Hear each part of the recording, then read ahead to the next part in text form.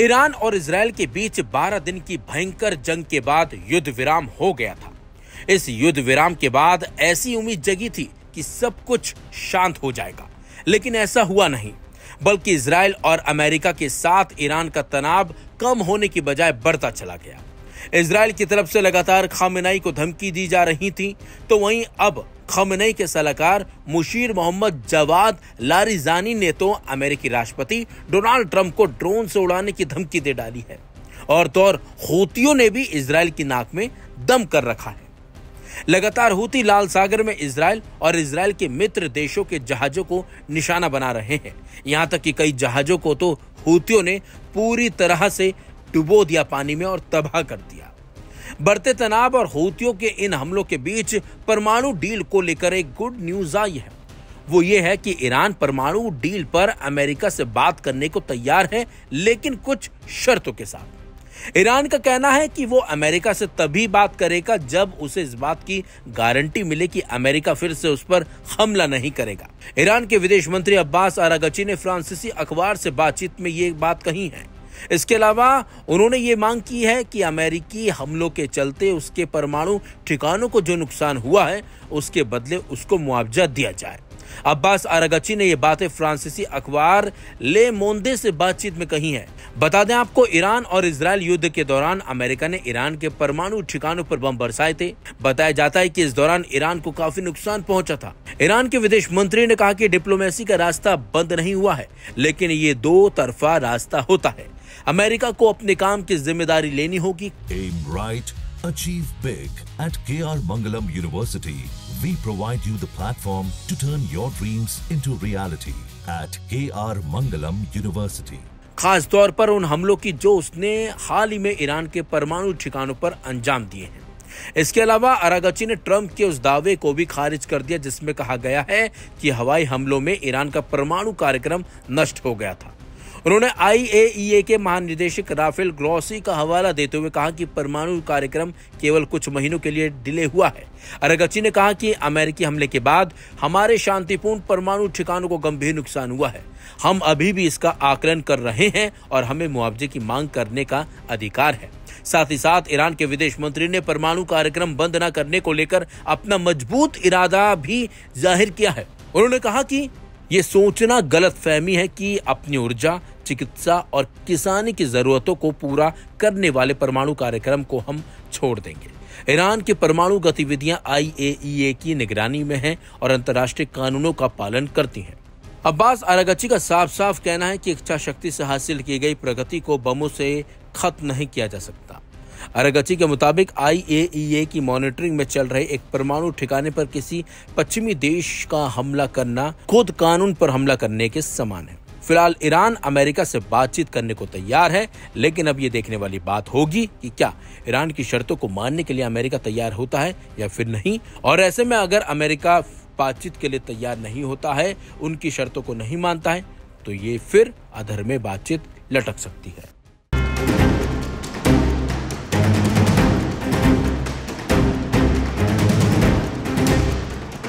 वार पर वार, air strike पर air strike, हमले पर हमले, वो भी इसराइल और अमेरिका के जरिए।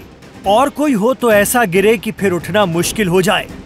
लेकिन यमन के जैदी शिया पता नहीं कौन सी घूटी पीकर आए हैं कि इतने हमलों के बाद फिर उठ खड़े होते हैं और ऐसा पलटवार करते हैं कि इनका दुश्मन भी कराह उठता है। हम बात कर रहे हैं अंसारुल्लाह या हूती जंगजुओं की, जो आज भी अपने हौसलों के दम पर गजा के लिए इसराइल से भिड़ने का दावा करते हैं। अमेरिका ने तो इनके आगे तौबा ही कर ली और समझौता कर लिया। प्रेसिडेंट ट्रंप ने कहा बहादुरी से लड़े हूती, लेकिन इसराइल और अमेरिका से भिड़ने के लिए सिर्फ दम ही नहीं, तकनीक भी चाहिए। कमाल की बात तो यह है कि वो भी यमन के अंसारुल्लाह के पास है। महीनों से उन पर मिसाइलें गिर रही हैं, एयर स्ट्राइक हो रही है, लेकिन उनके पास भी तो ऐसी ताकत है जिसके चलते वो बच निकलते हैं। लाल सागर में इसराइल के समर्थन में बड़े जोश में उतरा था अमेरिका। दुनिया तो कहने लगी कि अब गए हूती। अमेरिका जहां उतर जाए वहां भला किसी के दम है कि कोई उसके सामने टिके। लेकिन नतीजे चौंकाने वाले निकले। बहुत चौंकाने वाले। 22 से 25 अमेरिकी MQ रिपर ड्रोन गिराने का दावा करते हैं हूती। जी हाँ, मीडिया रिपोर्ट बताती है कि 67 अमेरिकी रिपर ड्रोन खो जाने की पुष्टि हुई। हूतियों ने वीडियो दिखाए, दुनिया सन्न रह गई। तगड़ा चूना लगा अमेरिका को। Aim right, achieve big. At KR Mangalam University, we provide you the platform to turn your dreams into reality. At KR Mangalam University. कहा जाता है कि एक MQ-9 रिपर ड्रोन $3 करोड़ का होता है। बाकी आप हिसाब लगा लीजिए, अमेरिका ने हूतियों पर हाथ डालकर कितना नुकसान उठाया है। इस्राइल ने फाइटर जेट भेजे तो अंसारुल्लाह ने अपने देसी एयर डिफेंस सिस्टम से एक साथ इतनी मिसाइलें छोड़ दी कि इस्राइल के होश उड़ गए। दरअसल हूतियों ने ईरान की तरह यमन में भी अपनी रिवर्स इंजीनियरिंग का ऐसा जलवा कायम किया है कि डिफेंस एक्सपर्ट भी दंग रह जाएं। उन्होंने ऐसा एयर डिफेंस सिस्टम बना लिया है कि दुनिया की सबसे ताकतवर सेनाएं भी पीछे हटने पर मजबूर हो जाएं। जी हाँ, हूतियों के पास है सकर-1। सकर यमन के अंसारुल्लाह का अपना खुद का एयर डिफेंस सिस्टम। अरबी में सकर के मायने हैं दोज़ख या जहन्नुम की आग या झुलसा देने वाली गर्मी, जिसे सकरी कहा जाता है। ये सकर आमतौर पर 358 मिसाइल के नाम से जाना जाता है। 358 एयर डिफेंस सिस्टम अजीब किस्म का है। इसकी मिसाइलें हवा में देर तक मंडराती रहती हैं और सही मौके पर एकदम से दुश्मन के जहाजों, मिसाइलों और ड्रोन को निशाना बनाती हैं। इस मिसाइल का टर्बोजेट इंजन इसे बाकी रॉकेट मिसाइलों से अलग बनाता है। 2019 में अमेरिकी नेवी ने इसकी पहली झलक देखी थी, जब वो एक जहाज से इन मिसाइलों के पुर्जे जब्त कर पाई थी। तब दुनिया को पता चला कि अंसारुल्लाह ने चीज क्या बना ली है। मीडिया रिपोर्ट बताती है कि सकर-1 air defence system Ansarullah military ने रूसी मिसाइलों को रिवर्स इंजीनियरिंग के जरिए डेवलप करके बनाया है।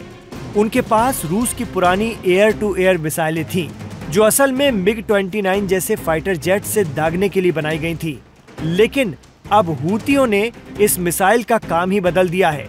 उन्होंने इन पुराने हथियारों को ऐसा मॉडिफाई किया कि अब ये सकर-1 एयर डिफेंस सिस्टम की शक्ल ले चुके हैं।